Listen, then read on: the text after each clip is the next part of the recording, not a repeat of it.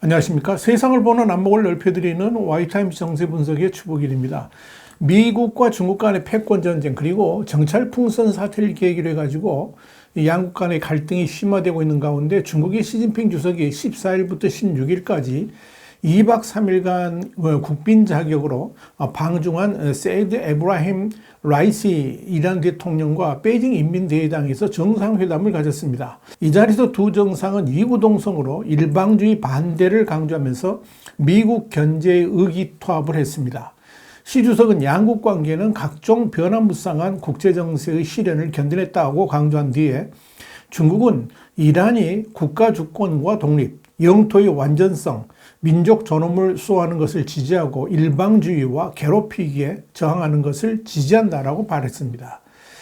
시 주석은 이어서 외부 세력이 이란 내정에 간섭하고 이란의 안보와 안정을 파괴하는 것을 반대한다 그러면서 서로의 핵심 이익과 관련된 문제에서 이란과 상호 지지를 계속 견고히 해 나가기를 원한다 이렇게 부연했습니다.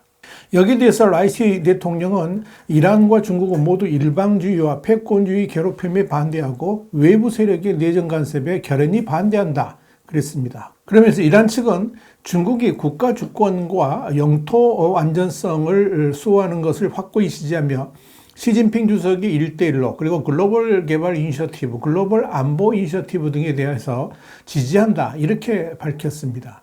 두 정상 모두 미국을 직접 언급하지는 않았지만 중국과 이란이 미국과 각을 세우고 있는 대표적 국가라는 점에서 이날 일방주의와 패권, 괴롭힘 이런 용어들 이런 것들에 대해서 반대를 거론했다는 것은 다분히 미국을 견제한 것으로 풀이가 됩니다. 자, 그런데요. 이날 양 정상 간의 대화와 공동 성명의 핵심 가운데 하나는 중국과 이란이 이란의 핵개발과 관련된 모든 제재를 전면 해제한다는 내용이었습니다. 두 사람은 16일 발표된 공동 성명을 통해서 이란 핵 합의의 중요성을 강조하면서 합의가 공중에 뜬 현 상황이 미국의 일방적 탈퇴 탓이다 이렇게 지적을 했습니다. 그러나 이란 핵합의 복원 협상은 정작 이란 측의 이 불성실한 태도로 진척되지 않고 있습니다. 이란은 사실상 국제 원자력기구 그러니까 IAEA의 핵물질 조사를 거부하면서 핵물질 생산을 계속하고 있고 핵무기 보유를 향한 의지를 굽히지 않고 있습니다. 이에 따라서 이란 핵합의 협상 당사국인 프랑스와 영국, 독일 등 국가들이 이 이란과의 협상 진전에 회의감을 나타냈고 미국 역시 이란의 핵개발 능력 진전에 대해서 불쾌감을 드러내고 있습니다. 또한 지속적으로 이란 핵합의 복원을 반대해온 이스라엘은 이란에 대한 경계심을 늦추지 않고 있습니다. 특히 지난 1월 29일에는 중동을 방문한 토니 블링컨 미 국무장관이 미국은 이란의 핵무기 보유를 막기 위해서 군사 옵션을 배제하지 않는다 이런 입장을 시사하면서 이 중동의 분위기가 급속도로 냉각되고 있죠. AFP 통신에 따르면 이집트에 도착한 이 블링컨 장관이 알 아라비아 방송 인터뷰에서 군사행동을 포함한 선택지와 관련된 질문에 대해서 이렇게 답을 한 겁니다.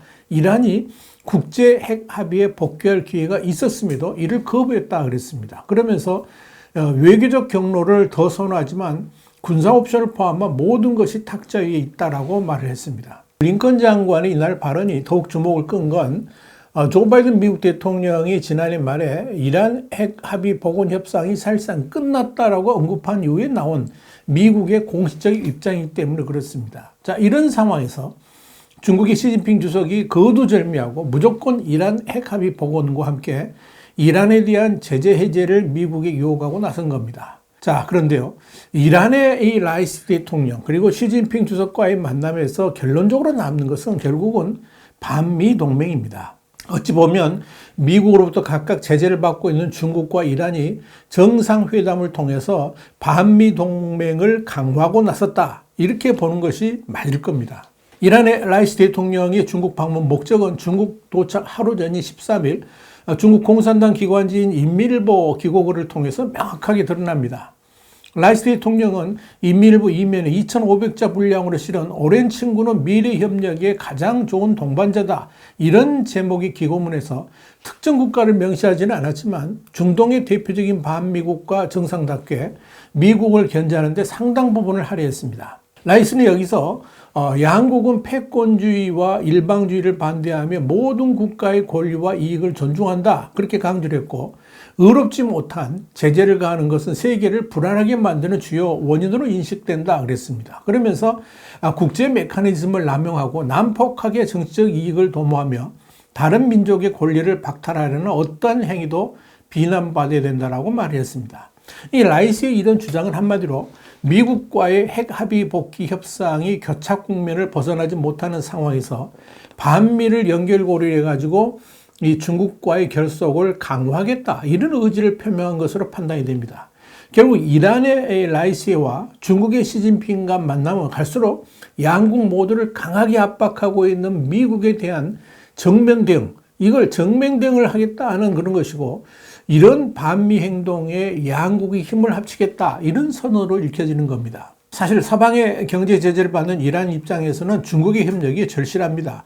블룸버그는 여기에 대해서 중국은 경제 제재로 원유 수출이 막힌 이란의 유일한 판매처라 그러면서 이란 입장에선 중국이 생명줄과도 같은 교역 파트너다, 이렇게 전했습니다. 자, 그런데 여기서 눈여겨봐야 될 대목은 중국이 제3세기를 포함해가지고 반미동맹 국가들의 핵심 국가로 주도권을 쥐려하고 있다는 점입니다. 이건 그동안에 사실상 러시아가 주도해왔던 주도권을 이젠 중국이 행사하겠다 하는 그런 의도로 읽혀집니다. 지금 러시아는 외부에 도움을 주고 동시 이끌어가는 주도국가가 아니라 오히려 이란으로부터 무기 지원을 받는 하류 국가로 추락을 했죠.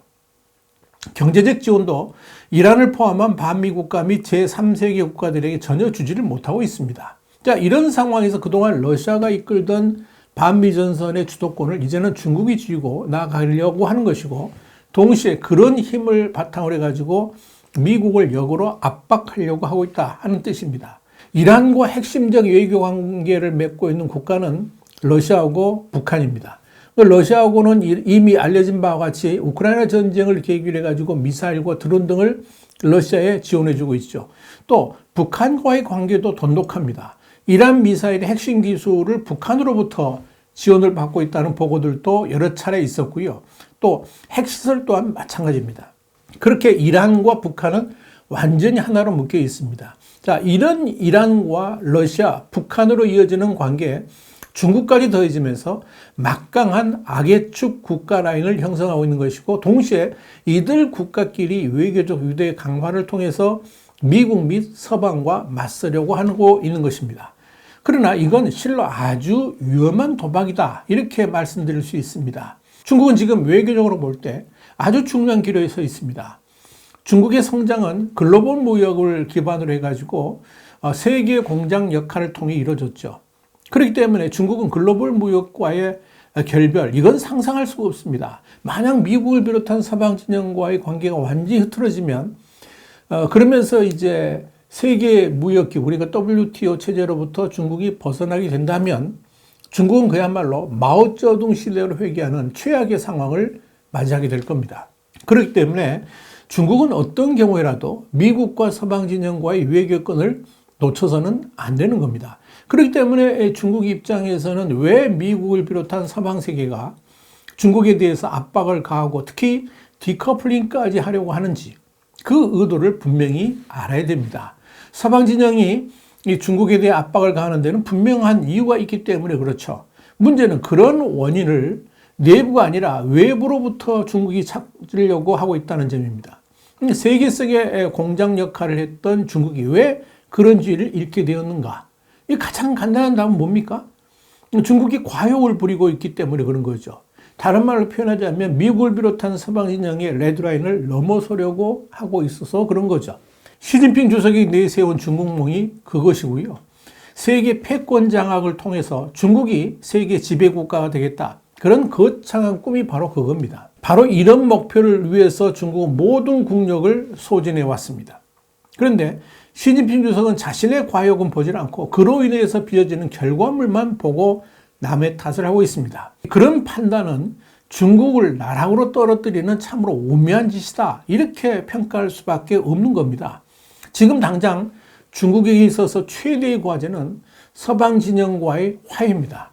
그러기 위해서 중국은 세계 무역 체제 속에서 세계 국가들과 더불어 함께 공존 공영하겠다는 의지를 분명히 드러내야 됩니다. 당연히 세계 패권 욕심은 물론이고 영토 욕심도 내려놓아야 됩니다. 그런데 그게 가능할까요? 남중국해 이용에 포기 선언을 할 수 있을까요? 불가능하겠죠. 그러나 대안이 없는 건 아닙니다. 시진핑 체제가 아니라 제3의 지도 체제가 중국에 들어선다 그러면 중국과 글로벌 국가와의 공존도 가능해질 수가 있습니다. 그러나 그런 꿈이 현실화되기는 어렵다는 점에서 이 중국의 미래 역시 암울하다고 할 수 있을 겁니다. 와이타임 정세 분석이었습니다. 감사합니다.